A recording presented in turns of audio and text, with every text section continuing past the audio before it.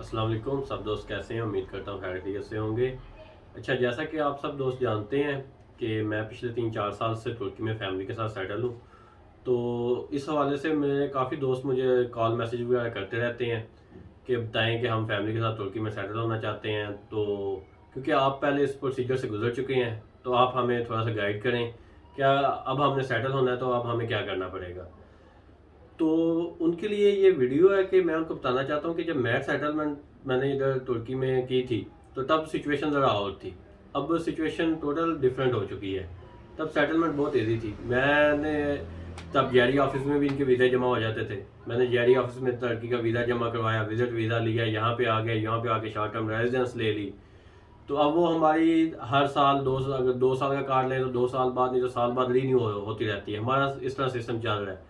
और जो दोस्त अब आना चाहते हैं उनके लिए ये तरीकाकार है कि वो बैंक स्टेटमेंट अपनी अच्छी बनाएं, source of income source of income साथ लगाएं, और होटल बुकिंग, फ्लाइट बुकिंग, ये चीज़ें पूरी पूरी एक फ़ाइल कंप्लीट करके अंतोलिया ऑफिस जाएं, वहाँ वीज़ा जमा करवाएं। और वीज़ा इशू होने के बाद असल प्रॉब्लम शुरू हो जाती है अगर वो यहाँ पे सेटलमेंट चाहते हैं तो। अगर तो वो विजिट पर्पज़ से आना चाहते हैं तो वो आएँ, यहाँ घूमें फिरें। तुर्की बहुत अच्छा मुल्क है, आप यहाँ इंजॉय करेंगे और वापस चले जाएं। और अगर आप चाहते हैं कि जिस तरह मैं फैमिली के साथ यहाँ शिफ्ट हुआ हूँ, अगर आप वैसा होना चाहते हैं तो वो अब ज़रा मुश्किल है। तो अब ये तरीकाकार है कि अगर कोई यहाँ पे सेटल होना चाहता है, शॉर्ट टर्म रेजिडेंसी लेना चाहता है इस्तांबुल में, तो उसके लिए ये है कि $75,000 की प्रॉपर्टी बाई करनी पड़ती है।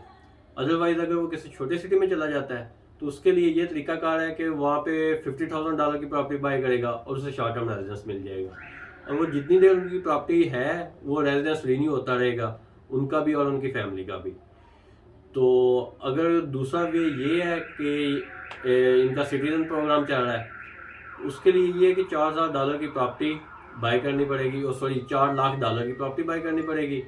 तो वो फिर आपको तुर्किश पासपोर्ट मिल जाएगा। तो दोस्त कहते हैं कि आप वहाँ गए, आपने क्या किया। तो मैं तकरीबन 2020 में आया था, 3 साल हो गए हैं। तब सिचुएशन टोटल डिफरेंट थी। अब रूल्स और बन गए हैं। अब वहाँ जैसे मैं सेटल हुआ था वैसे सेटल होना पॉसिबल नहीं है। अब आपको अच्छी खासी इन्वेस्टमेंट करनी पड़ेगी।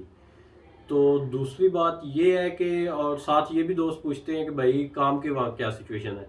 काम की सिचुएशन यहाँ बहुत बेहतर थी, पर जो अब हालात बन गए अब ज़रा मुश्किल हो गई है। अब ये है कि वर्क परमिट के बगैर काम करने में काफ़ी मुश्किलात पेश आती हैं। आपको काम तो मिल जाता है, पर श्योरिटी नहीं होती कि शाम को घर भी वापस आना है कि नहीं। हो सकता है काम पे पुलिस आ जाए, वहाँ से आपको पकड़े और सीधा किसी कैंप में ले जाए, वहाँ से रिपोर्ट करें या हैवी फाइन करें। इसका आप कोई कुछ कंफर्म नहीं बता सकता अभी जो सिचुएशन चल रही है। कल आने वाले दिनों में क्या हालात हो उसके बारे में भी कुछ नहीं कह सकते, क्योंकि इनके तुर्की के तकरीबन डेली बेसिस पे रूल्स चेंज हो जाते हैं। सुबह कुछ होते हैं, शाम को कुछ होते हैं। तो जो अब मैं उम्मीद करता हूँ कि ये तो आपके माइंड में बात अब क्लियर हो चुकी होगी कि अब यहाँ पे सेटलमेंट के चांसेस बहुत कम है। उनके लिए चांसेस हैं जिनके पास अच्छी इन्वेस्टमेंट है, अदरवाइज नहीं है।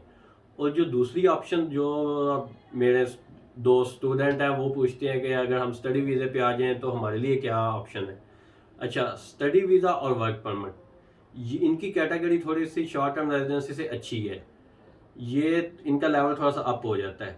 तो अगर आप स्टडी वीज़ा के लिए स्टडी के पर्पज़ से आना चाहते हैं तो बेहतर ये है कि पाकिस्तान से किसी यूनिवर्सिटी में एडमिशन लें और उनके ऑफर लेटर पे इधर आएँ, और उनके ऑफर लेटर पे आप शॉर्ट टर्म रेजिडेंस बनवाएं।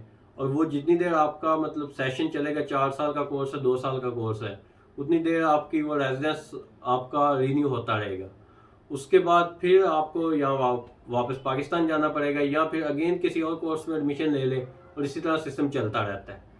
और दूसरी जो ऑप्शन है वर्क परमिट वाली, वो ज़रा मुश्किल है, फ़िलहाल मुश्किल है। जो इन दिनों में, आने वाले दिनों में क्या पोजीशन हो उसके बारे में कुछ नहीं कह सकते। तो वर्क परमिट का भी यही है कि पाकिस्तान किसी अच्छी कंपनी में जॉब अप्लाई करें। अगर वो आपको वर्क परमिट इशू करते हैं तो फिर उनके डॉक्यूमेंट्स की बेस पे आप इधर आ जाएं। वो कंपनी आपका टैक्स पे करेगी, कंपनी आपकी इंश्योरेंस पे करेगी, और आप उनके पास काम करें। अदरवाइज अगर आप ये सोचते हैं कि मैं विजिट वीज़ा लेके तुर्की जाता हूँ, 1 माह का या 14 दिन का मेरे पास विजिट वीज़ा है, तो मैं वहाँ जाके किसी कंपनी में जॉब अप्लाई करूँगा, वो जॉब ढूंढ लूँगा, मैं वर्क परमिट ले लूँगा, तो ऐसा झूठ है। जिन लोगों के पास शॉर्ट टर्म रेजिडेंसी है उनको भी नहीं वर्क परमिट मिल रहे, उनको नई जॉब्स मिल रही। तो आपके पास तो विजिट वीज़ा होगा, आप आके यहाँ कैसे मैनेज करेंगे?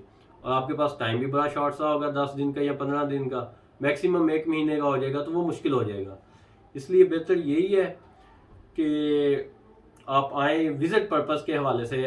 फ़िलहाल तुर्की ओपन है, वीज़े भी इशू हो रहे हैं, लोग आ भी रहे हैं, एंजॉय कर रहे हैं और वापस चले जाते हैं। इसके अलावा तुर्की में अब सेटलमेंट के कोई चांसेस नहीं है विदाउट इन्वेस्टमेंट।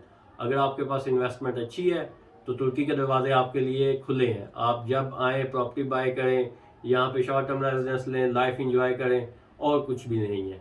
और जैसा कि बहुत से दोस्तों के पास मेरा व्हाट्सएप नंबर भी मौजूद है, उनके जहन में कोई भी सवाल हो तो वो मुझे व्हाट्सएप पे मैसेज वगैरह कर सकते हैं। इसके अलावा हमारे चैनल को सब्सक्राइब और लाइक करें, और साथ ही बेल आइकन के बटन को भी प्रेस कर दें, क्योंकि हर नई आने वाली तुर्की के बारे में इंफॉर्मेटिव वीडियो आप तक लाजमी पहुंचे। शुक्रिया।